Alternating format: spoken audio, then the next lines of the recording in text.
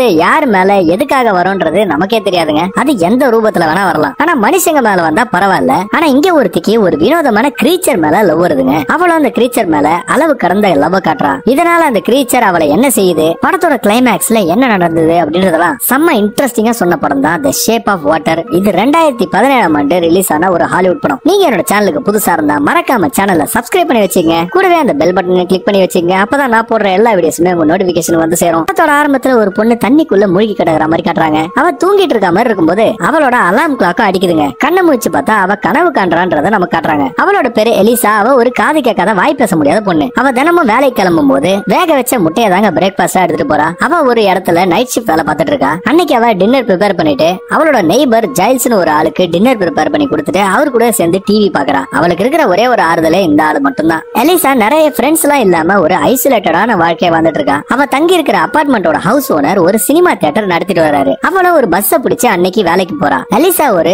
கவர்மெண்ட்டுக்கு சொந்தமான top secret லேப்ல நைட் ஷிஃப்ட்ல ஒரு கிளீனரா ஒர்க் பண்ணிட்டு இருக்கா. அங்க அவ கூட ஒர்க் பண்ற ஜெல்டான்னு ஒரு லேடி தான் அவளுக்கு ஒரே ஒரு ஃப்ரெண்டா அங்க இருக்காங்க. இந்த ரெண்டு லேடிஸோட வேலையை அந்த லேப கிளீனா வச்சுக்கிறது தான். அப்படிதான் அன்னைக்கு நைட் அவங்க அந்த லேப கிளீன் பண்ணிட்டு இருக்கும்போது அங்க ஒரு சீக்ரெட் ரிசர்ச் ஃபெசிலிட்டியை அவங்க கிளீன் பண்ணிட்டு இருக்காங்க. அங்க ஒரு பெரிய ஸ்விம்மிங் பூலும் வச்சிருக்காங்க. அப்ப அந்த லேபோட இன்சார்ஜ் ஃபிளெமிங்ன்ற ஒரு டாக்டர் அந்த லேபுக்கு ஆராய்ச்சிக்காக ஒரு புது சாம்பிளை கொண்டு வர போறாங்க. அந்த ஆராய்ச்சியோட ஹெட் டாக்டர் ஸ்டெட்லர் அப்படின்னு சொல்லிட்டு அவர் இன்ட்ரோடியூஸ் பண்றாரு. அவர் அந்த ஸ்பெசிமெனை பத்தி பேசிட்டு இருக்கும்போது அது அந்த லேப்ல இருக்கிறவங்க ஒரு பிரஷர் டேங்க்ல எடுத்துட்டு வராங்க. இந்த ரிசர்ச்சுக்கு கவர்மெண்ட் சார்பா ஸ்ட்ரிக்லண்ட் ஒரு ஸ்ட்ரிக்டான ஆபீசர் தான் இன்சார்ஜா இருக்காரு. அந்த டாக்டர்ஸ் எல்லாமே அந்த பிரஷர் டேங்க் பாத்துட்டு இருக்கும்போது எலிசாவும் அந்த டேங்க்குள்ள இருந்து ஏதோ வினோதமா சத்தம் கேட்ட உடனே அவள அதுக்குள்ள பாத்துக்கிட்டே அதை தொட்டு பாக்குறா. இதை பார்த்து அந்த டாக்டர் பிளெமிங்கும் எலிசாவையும் ஜெல்டாவையும் அந்த லேபை விட்டு வெளியே அனுப்பிச்சிடுறாரு. அடுத்த நாள் ராத்திரி எலிசாவும் ஜெல்டாவும் அங்க இருந்த பாத்ரூம் கிளீன் பண்ணிட்டு இருக்கும்போது அந்த போலீஸ் ஆபீசர் ஸ்ட்ரிக்லாண்ட் அதுக்குள்ள வராரு. அவர் பாத்ரூம் போறதுக்கு முன்னாடி கையை கழுவிட்டு அந்த லேடிஸ் அங்க இருக்கும் போதே பாத்ரூம் போறாரு. அவர் வேலையை முடிச்சதுக்கு அப்புறம் கை கழுவாம போறத பார்த்த எலிசாவும் என்னடா இந்த ஆள் இப்படி பண்றான்னு யோசிச்சுட்டு இருக்கும்போது அந்த ஆள் இந்த ரெண்டு லேடிஸுக்குமே பாய் சொல்லிட்டு போயிடுறாரு. இதனால எலிசாக்கு அந்த ஆள் மேல ஒரு மோசமான அபிப்பிராயம் வந்துருதுங்க. அதுக்கப்புறம் அவங்க அந்த லேப் காரிடாரை கிளீன் பண்ணிட்டு இருக்கும்போது அந்த ஆபீசர் ஸ்ட்ரிக்லாண்ட் அந்த ரிசர்ச் லேப்குள்ள இருந்து கையில ரத்தத்தோட வெளியே வரதை இவங்க பாக்குறாங்க. அப்ப அங்க இருந்த சயின்டிஸ்டும் போலீஸ்காரங்களும் அவருக்கு உதவி செய்ய போயிடுறாங்க. எலிசாக்கு இப்ப அந்த ரிசர்ச் லேப்குள்ள என்ன இருக்குன்றதே தெரியல. இத பத்தி ஜெல்டா எலிசா கிட்ட டிஸ்கஸ் பண்ணிட்டே இருக்கும்போது அங்க வந்த டாக்டர் பிளெமிங் அந்த ரிசர்ச் சென்டரை கிளீன் பண்றதுக்காக எலிசாவே ஜெல்டாவே அங்க அனுப்புறாரு. அவங்க அதுக்குள்ள வரும்போது அங்க முழுக்க ரத்தமா இருக்குங்க. எலிசாவும் அதை கிளீன் பண்ணிட்டு இருக்கும்போது ஒரு கபோர்டுக்கு அடியில இருந்து ஸ்ட்ரிக்லாண்டோட துண்டிக்கப்பட்ட 2 விரல் கிடைக்குது. அவளும் அந்த 2 விரலை எடுத்து பேக்ல போடும்போது ஜெல்டா டாக்டர் பிளெமிங்க கூப்பிடுறேன்னு சொல்லிட்டு போயிடுறாங்க. ஒரு வழியா எலிசா அந்த லேபுக்குள்ள ஒரு மீன் மனுஷனை ஒரு தண்ணி டேங்க்ல அவங்க வச்சிருக்கிறத பாத்துடுறா. அந்த நேரத்துல பிளெமிங்கும் ஜெல்டாவும் உள்ள வரும்போது அந்த மீன் மனுஷனும் பயந்து நீந்தி போயிடுறான். எலிசாவும் ஸ்ட்ரிக்லாண்டோட துண்டிக்கப்பட்ட விரல்களை பிளெமிங் கிட்ட கொடுத்துட்டாங்கன்னு போயிடுறா. அடுத்த நாள் காலையில எலிசா அவ பார்த்த விஷயத்த ஜைல்ஸ் கிட்ட சொல்லும்போது அவர் அதை நம்பவே மாட்டேங்கிறாரு. அவர் ஒரு நல்ல பெயிண்டர்ங்கிறதுனால அவர் லேட்டஸ்டா பெயிண்ட் பண்ணதை காமிச்சு இதை என் பாஸ் கிட்ட காமிச்சு இழந்த என்னோட வேலையை திரும்பியா நான் வாங்க போறேன் அப்படின்னு சொல்லிட்டு சந்தோஷமா வீட்டை விட்டு கிளம்புறாரு. ஜைல்ஸ் அந்த பெயிண்டிங் எடுத்துட்டு போய் அவரோட பாஸ் கிட்ட கொடுக்கும்போது அவர் அந்த பெயிண்டிங்கை பார்த்துட்டு அதுல நிறைய கரெக்ஷன்ஸ் சொல்றாரு. அன்னைக்கு ராத்திரி மறுபடியும் வேலைக்கு போன எலிசா உடனடியா அந்த லேபுக்குள்ள அந்த மீன் மனுஷனை பாக்குறதுக்காக போறா. ஆனா அந்த மீன் மனுஷன் இப்ப அந்த டேங்க் உள்ள இல்ல, அந்த ரூமுக்குள்ள இருந்த ஸ்விம்மிங் பூல்ல தான் அதை செயின் போட்டு கட்டி வச்சிருக்காங்க போல. இப்ப அவனை அவ வெளியே வர வைக்கிறதுக்காக அவன் வச்சிட்டு இருந்த முட்டையை உடைக்கிறா. இந்த சத்தத்தை கேட்ட அந்த மீன் மனுஷனும் மெதுவா தண்ணில இருந்து எட்டி எலிசாவை பாக்குறான். ஆனா எலிசா அந்த முட்டையை கையில வச்சிட்டு இருக்கறதுனால அந்த மீன் மனுஷனும் எலிசாவை பார்த்து பயங்கரமா கத்தன உடனே எலிசா அந்த முட்டைய அந்த ஸ்விம்மிங் பூல் மேல வச்சிடுறான். அதுக்கு அந்த முட்டை என்னன்னு தெரியாம பாத்துட்டு இருக்கும்போது எலிசா அவளுக்கு தெரிஞ்ச சைன் லாங்குவேஜ்ல அதுகிட்ட இது முட்டை அப்படின்ற மாதிரி சொல்றா. அந்த மீன் மனுஷனும் அந்த முட்டையை எடுத்துட்டு தண்ணிக்குள்ள போயிடுது. அந்த லேபை விட்டு வெளியே வந்த எலிசாவை ஜெல்டா பார்த்துட்டு ஸ்ட்ரிக்லாண்ட் நம்மள உடனடியா பாக்கணும்னு சொன்னாருன்னு சொல்லிட்டு அவங்க ஆபீஸ்க்கு இவங்க 2 பேரும் போறாங்க. அவரு எலிசாவோட ரெக்கார்ட்ஸ் எல்லாம் பார்த்துட்டு அவ ஒரு அனாதைன்னும் அவளை ஒரு ஆத்தங்கரையில தான் அனாதையா கண்டுபிடிச்சிருக்காங்கன்னு தெரிஞ்சுக்கிறாரு. அது மட்டும் இல்லாம அவரோட விரல்களை எலிசா கொடுத்ததுக்கு நன்றி சொல்லிட்டு அவரோட வெட்டிங் ரிங்க எலிசா கிட்ட இருந்து வாங்கிடுறாரு. ஆனா எலிசாக்கு வாய் தான் பேச முடியாது, காது நல்லா கேட்கும்ன்றத அவர் தெரிஞ்சுக்கிறாரு. அவர் இந்த 2 லேடிஸ் கிட்டயும் அந்த லேபு கிட்ட போகாதீங்க, அந்த மிருகத்தை நாங்க சவுத் அமெரிக்கால இருந்து பிடிச்சிட்டு வந்திருக்கோம், அது பாக்குறதுக்கு மனுஷ மாதிரி இருந்தாலும் அது ஒரு மிருகம் தான் அப்படின்னு சொல்றாரு. அவங்க அந்த ரூமை விட்டு வெளியே போகும்போது ஸ்ட்ரிக்லாண்டுக்கு அவரோட ஜெனரல் கிட்ட இருந்து போன் வருது. அவரு இவங்க பிடிச்சி வச்சுட்டு இருந்த மிருகத்தை பாக்குறதுக்காக வரேன்னு சொல்றாரு. அடுத்த சீன்ல எலிசா அந்த லேப்ல இருந்து எல்லாரும் போற வரையும் வெயிட் பண்ணிட்டு எல்லாரும் போனதுக்கு அப்புறம் பேக்ல வச்சிட்டு இருந்த ரெக்கார்ட் பிளேயர் எடுத்து அந்த ஸ்விம்மிங் பூல்ல பக்கத்துல வச்சு ஒரு பாட்டை போட்டு விடுறாங்க. அதே நேரத்துல ஒரு சாண்ட்விச்சை சாப்பிட்டுக்கிட்டு அந்த ஸ்விம்மிங் பூல் மேல ஒரு முட்டையை வச்ச உடனே அந்த மீன் மனுஷனை வெளியே வராம அந்த முட்டையை எடுத்துட்டு போறான். இதனால அவன் அந்த மியூசிக்கை ஸ்டாப் பண்றான். கியூரியஸான அந்த மீன் மனுஷனும் வெளியே வந்து எலிசாவை பாக்குறான். அப்ப அவன் எலிசா கிட்ட ஏதோ பேசலாம் ட்ரை பண்ணி விசித்திரமான சத்தத்தை எல்லாம் கொடுக்குறான். எலிசா இப்போ அவ சைன் லாங்குவேஜ் யூஸ் பண்ணி இதுக்கு பேர் தான் மியூசிக் அப்படின்னு சொல்லிட்டு அவனுக்கு இவ கத்து கொடுக்குறா. கொடுக்குறா. இதே போல எலிசா தினமும் ராத்திரி ஜாலியா மியூசிக்க போட்டுக்கிட்டு அந்த மீன் மனுஷனுக்கு முட்டையெல்லாம் வச்சுக்கிட்டு ரொம்ப ஹாப்பியா அது கூட டைம் ஸ்பெண்ட் பண்றா. இப்படிதான் ஒரு நாள் ராத்திரி டாக்டர் ஸ்டெட்லர் எலிசாவும் அந்த மிருகமும் ஒரு அண்டர்ஸ்டாண்டிங்ல இருக்கிறத தூரத்துல இருந்து பாத்துறாரு. அவங்கள அவரு தொந்தரவு பண்ணாம இந்த விஷயத்தை பத்தி அவரோட உண்மையான பாசஸ் கிட்ட பேசுறதுக்காக அவங்கள தனிமையான ஒரு இடத்துல சந்திக்கிறாரு. அப்பதான் நமக்கு என்ன தெரிய வருதுன்னா, இந்த டாக்டர் ஸ்டெட்லர் ஒரு ரஷ்யன் ஸ்பையா இருக்காரு. அவரு ரஷ்யன் கமாண்டர் கூட சேர்ந்து அந்த மிருகத்தை எப்படியாவது அங்க இருந்து கடத்தணும்னு சொல்லிட்டு பிளான் போடுறாரு. அது மட்டும் இல்லாம அந்த மிருகம் மனுஷங்க கூட கம்யூனிகேஷன் பண்றதுக்கு கூடிய சீக்கிரம் கத்துக்கும் அப்படின்றதே சொல்றாரு. இதனால அவங்களும் அந்த மிருகத்தை அங்க இருந்து கடத்துறதுக்காக பிளான் போட்டுறாங்க. ஒரு நாள் நைட் ஷிப்ட்டுக்கு வேலைக்கு வந்த எலிசா அந்த லேபோட லாண்டரி துணியெல்லாம் வெளியே அனுப்பும் போது அந்த இடத்துல இருந்த ஒரு செக்யூரிட்டி கேமராவை எப்படி ஆஃப் பண்ணலான்றத பத்தி யோசிக்கிறான். இதுல இருந்து நமக்கு என்ன தெரியுதுன்னா, அவ அந்த மிருகத்தை அங்க இருந்து கடத்துறதுக்காக பிளான் பண்றா. கொஞ்ச நேரம் கழிச்சு அவள அந்த லேபுக்குள்ள போகும்போது அந்த மீன் மனுஷனை யாரோ செயின்ல கட்டி போட்டு பயங்கரமா துன்புறுத்தி இருக்காங்க. அவ அந்த மிருகத்துக்கு உதவி செய்யலாம் நினைக்கும் போது திடீர்னு ஸ்ட்ரிக்லாண்டோட குரல் கேட்ட உடனே அவ போய் அந்த ரூமுக்குள்ள ஒளிஞ்சுக்கிறான். அப்ப உள்ள வந்த ஸ்ட்ரிக்லாண்ட் அந்த மிருகத்தை போட்டு டார்ச்சர் பண்ண ஆரம்பிக்கிறாரு. அதே நேரத்துல ஸ்ட்ரிக்லாண்டோட ஜெனரலும் அங்க வந்துடுறாரு. இப்ப அவங்க ரெண்டு பேரும் அந்த மிருகத்தை பத்தி டிஸ்கஸ் பண்ணிட்டு இருக்கும்போது டாக்டர் ஸ்டெட்லர் அந்த மிருகம் வாழ்ந்துட்டு இருந்த ஊர்ல அத ஒரு கடவுளா கும்பிட்டு இருக்காங்க. அதுக்கு ரொம்ப யூனிக்கான பவர்லாம் இருக்கு. அது தண்ணிலயும் வாழும், தரையிலயும் வாழும். இந்த மாதிரி ஒரு மெக்கானிசம் மட்டும் மனுஷனுக்கு இருந்தா நம்மளால தண்ணில வாழ முடியும். இத பத்தின ரிசர்ச் தான் நம்ம செய்யணும் அப்படின்னு சொல்லிட்டு இருக்கும்போது அதை கேட்ட ரெண்டு பேருமே சிரிச்சிட்டு இருக்காங்க. அப்போ ஸ்ட்ரிக்லாண்ட் அந்த ஜெனரல் கிட்ட இந்த மிருகத்தை அறுத்து பார்த்தாதான் நம்மளால இன்னும் பெரிய ஆராய்ச்சி எல்லாம் பண்ண முடியும் அப்படின்னு சொல்லிட்டு இருக்கும்போது ஸ்டெட்லர் அதுக்கு ஒத்துக்கவே மாட்டேங்கிறாரு. அந்த நேரத்துல அவரு எலிசா ஒரு டேங்க் பின்னாடி ஒளிஞ்சிட்டு இருந்ததையும் பாக்குறாரு. ஆனா அவங்க இருக்கிறத அவர் வெளியே காட்டிக்கவே இல்ல. அப்ப அந்த மிருகம் மூச்சு விடுறதுக்கு ரொம்ப கஷ்டப்படுறத நோட் பண்ண வரும். அதை உடனடியா எடுத்து பிரஷர் டேங்க்ல வைக்க சொல்லிட்டு அந்த லேப் விட்டு அவர் கிளம்பிடுறாரு. ஆனா அவர் என்னதான் அந்த ஜெனரலை கன்வின்ஸ் பண்ணலாம் நினைச்சாலும் அதை அறுத்து எக்ஸ்பெரிமெண்ட் பண்ணி ஆகணும்ன்றதுல ஜெனரல் குறியா இருக்காரு. இவங்க பேசிட்டு இருக்கிறத பார்த்த எலிசாக்கு அந்த மிருகத்தை இவங்க ஏதோ செய்ய போறாங்கன்றது மட்டும் தெரியுது. இப்போ எலிசா ஜைல்ஸோட உதவியோட அந்த மிருகத்தை எப்படியாவது நம்ம அங்க இருந்து கடத்தி ஆகணும் அப்படின்னு கேட்கும்போது முதல்ல அவரு ரொம்ப பயப்பட ஆரம்பிக்கிறாரு. ஏன்னா அது லாவை பிரேக் பண்ற மாதிரி ஆயிடும். அப்போ எலிசா ஜைல்ஸ் கிட்ட தான் அந்த மிருகத்தை விரும்புறதாவும் அது நம்மளை விட ரொம்ப வித்தியாசமானதெல்லாம் கிடையாது, அதுக்கும் மனசு இருக்கு அப்படின்றதையும் சொல்றா. இதுல இருந்து நமக்கு எலிசாக்கு அந்த மிருகத்து மேல ஏதோ ஒரு கிரஷ் இருக்குன்றது தெரியுது. அவ என்னதான் பேசினாலும் ஜைல்ஸ் அதுக்கு சம்மதிக்காம அங்க இருந்து போயிடுறாருங்க. அடுத்த சீன்ல ஜைல்ஸ் அவங்க பாஸ போய் மீட் பண்ணி பேசும்போது அவர் ஜைல்ஸோட பெயிண்டிங்ஸ கிளையன்ட்ஸ் ரிஜெக்ட் பண்ணிட்டாங்க, இதனால உனக்கு வேலையும் கிடைக்காது அப்படின்னு சொல்லிடுறாரு. இதை கேட்ட ஜைல்ஸ் ரொம்பவே ஏமாற்றமாயிடுறாருங்க. அடுத்த சீன்ல டாக்டர் ஸ்டெட்லர் அந்த ரஷ்யன் கமாண்டரை சந்திச்சு ஸ்ட்ரிக்லாண்டோட பிளான பத்தி சொல்லும் போது அந்த ஆளு டாக்டர் ஸ்டெட்லருக்கு ரெண்டே ஆப்ஷன் தான் கொடுக்குறாரு. ஒண்ணு அந்த ப்ரொசீஜரை எப்படியாவது டிலே பண்ணு, இல்லனா எப்படியாவது அந்த லேபோட கரண்ட கட் பண்ணி யாரும் நோட் பண்ணாத சமயத்துல அந்த மிருகத்தை நீயே கொண்டுடு அப்படின்னு சொல்றாரு. ஆனா ஸ்டெட்லருக்கு இந்த ரெண்டு ஆப்ஷனுமே ஒத்து போற மாதிரி தெரியல. ஏன்னா அவர் ஒரு பொலிட்டிஷியன் கிடையாது, அவர் ஒரு டாக்டர். இதனால இவர் இந்த வேலையை செய்யறதுக்கு அவரோட மனசாட்சி இடம் கொடுக்கல. ஆனா அதுக்கு அந்த கமாண்டர் உனக்கு வேற சாய்ஸே கிடையாதுன்னு ஸ்ட்ரிக்ட்டா சொல்லிடுறாரு. அடுத்த சீன்ல நமக்கு ஸ்ட்ரிக்லாண்ட காட்டும் போது அவர் ஒரு கார் ஷோரூம்ல அவருக்கு பிடிக்காத கலர்ல ஒரு கார் வாங்குறாரு. ஏன்னா அந்த சேல்ஸ்மேன் இதுதான் ட்ரெண்ட் சார் அப்படின்னு சொன்ன உடனே அதை வாங்கிடுறாரு. அன்னைக்கு ராத்திரி எலிசா அந்த மிருகத்தை அந்த லேப்ல இருந்து கடத்துறதுக்காக என்னென்னலாம் வழி இருக்கும்னு சொல்லிட்டு பாத்துட்டு இருக்கா. இந்த விஷயத்தை ஜெல்டாவும் நோட் பண்ணிடுறாங்க. அதுக்கப்புறம் எலிசாவும் ஜைல்ஸும் ஒரு லாண்டரி வேணா வாடகைக்கு எடுத்து ஃபேக்கான டாக்குமெண்ட்ஸ் எல்லாம் ரெடி பண்ணி 5 மணிக்குள்ள எப்படியாவது நம்ம அந்த மிருகத்தை கடத்தி ஆகணும்னு சொல்லிட்டு பிளான் போடுறாங்க. ஆனா ஜைல்ஸ் அதுக்கு அரமனசா தான் சம்மதிக்கிறாரு. எலிசாவும் அந்த லேப்ல இருந்த கேமராஸ ஹேண்டில் பண்ணி எப்படியாவது அந்த மிருகத்தை கேமரால மாட்டாம கடத்திட்டு வந்துடுறேன் அப்படின்னு சொல்றான். இப்ப டாக்டர் ஸ்டெட்லரும் அந்த மிருகத்தை கொல்றதுக்காக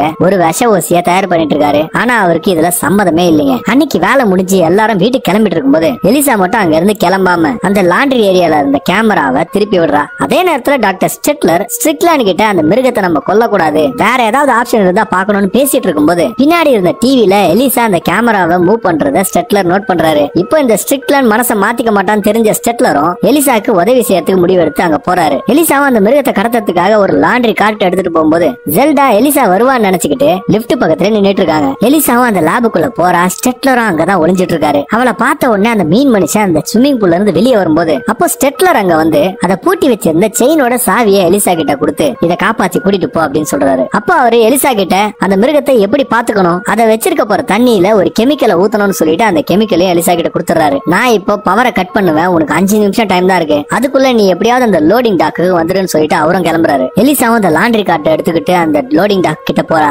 அதே நேரத்துல ஜாயில்ஸும் அந்த கடத்தல் வேனை எடுத்துக்கிட்டு வேகமா வந்துட்டு இருக்காரு. டாக்டர் ஸ்டெட்லரும் அந்த எலக்ட்ரிக்கல் ரூம் நோக்கி போயிட்டு இருக்காரு. கொஞ்ச நேரத்துல ஜைல்ஸையும் அந்த லேபோட செக்யூரிட்டி ஸ்டாப் பண்ணும்போது ஸ்டெட்லரும் அந்த பவரை கட் பண்றதுக்காக ஒரு டிவைஸ் அந்த மெயின் போர்டுல வச்சிடறாரு. இது எல்லாமே வேகமா நடந்துட்டு இருக்கும்போது எலிசா அந்த லாண்டரி கார்ட்டை தள்ளிட்டு போயிட்டு இருக்கிற சமயத்துல ஜெல்டா அதை தடுத்து நிறுத்தி இது செய்யக்கூடாது, இது இல்லீகல் அப்படின்னு சொல்றாங்க. இப்ப ஸ்ட்ரிக்லாண்டும் சிசிடிவி மூலமா அந்த வேனை பாத்துட்டு இருக்கும்போது அவருக்கு ஏதோ தப்பா நடக்க போற மாதிரி தோணுன உடனே அவரு அங்க இருந்து அந்த செக்யூரிட்டி ஆபீஸுக்கு போன் பண்றாரு. இதை கேட்ட உடனே அலர்ட் ஆன அந்த செக்யூரிட்டியும் ஒரு துப்பாக்கியை காமிச்சு ஜெயில்ஸ் அந்த வண்டியை விட்டு இறங்க சொல்லும் போது இப்ப ஜெயில்ஸுக்கு என்ன பண்றதுன்னே தெரியல. ஆனா திடீர்னு பவர் அங்க கட் ஆயிடுதுங்க. இப்ப நேரம் வேற வேகமா போயிட்டு இருக்கிறதுனால ஸ்டெட்லரும் எலிசாவை வேகமா அந்த மிருகத்தை எடுத்துட்டு போகும்படி சொல்றாரு. அதே நேரத்துல அவரு அந்த செக்யூரிட்டியும் கொண்டுட்டு அவங்க 4 பேரும் சேர்ந்து அந்த மீன் மனுஷனை அந்த வேனுக்குள்ள போட்டுட்டு ஜெயில்ஸும் எலிசாவும் அந்த வேன் எடுத்துட்டு கிளம்பிடுறாங்க. அவர் வண்டி எடுத்துட்டு வேகமா திரும்பும் போது ஸ்ட்ரிக்லாண்டோட புது கார் மேல இடிச்சுட்டு போயிடுறாங்க. அந்த நேரத்துல ஸ்ட்ரிக்லாண்டும் அந்த செக்யூரிட்டிஸும் வந்து அந்த வேனை நோக்கி சுடுறாங்க. ஆனா அவங்க 2 பேரும் அந்த மிருகத்தை எப்படியோ எடுத்துட்டு போயிடுறாங்க. இதனால ஸ்ட்ரிக்லாண்ட செம்ம கடுப்பாயிடுறாங்க. எலிசாவும் அந்த மிருகத்தை வீட்டுக்கு எடுத்துட்டு வந்து அதை அவளோட பாத் டப்ல ஃபுல்லா தண்ணியை பிடிச்சு அதை அதுக்குள்ள படுக்க வச்சிடறா. அதுக்கப்புறம் அவன் அந்த டாக்டர் கொடுத்த கெமிக்கலே அந்த தண்ணியில போட்ட உடனே அந்த மீன் மனுஷனும் இப்பதாங்க மூச்சே விட ஆரம்பிக்கிறான். இப்ப அவங்க 2 பேருமே இந்த மிருகத்தை நம்ம எப்படியோ காப்பாத்திட்டோம்னு சந்தோஷப்பட்டு இருக்கும்போது அதே நேரத்துல ஸ்ட்ரிக்லாண்ட் யார் அந்த மிருகத்தை கடத்திருப்பாங்கன்னு சொல்லிட்டு இன்வெஸ்டிகேஷன் அந்த லேப்ல பண்ணிட்டு இருக்காரு. அடுத்த நாள் காலையில எலிசா அந்த மீன் மனுஷனை எப்படி கடலுக்குள்ள அனுப்புறதுன்னு யோசிச்சுட்டு இருக்கும்போது அந்த ஊர்ல அக்டோபர் மழை பெய்யும் போது அங்க இருக்கிற கெனால்ஸ் எல்லாம் தண்ணி ரொம்ப.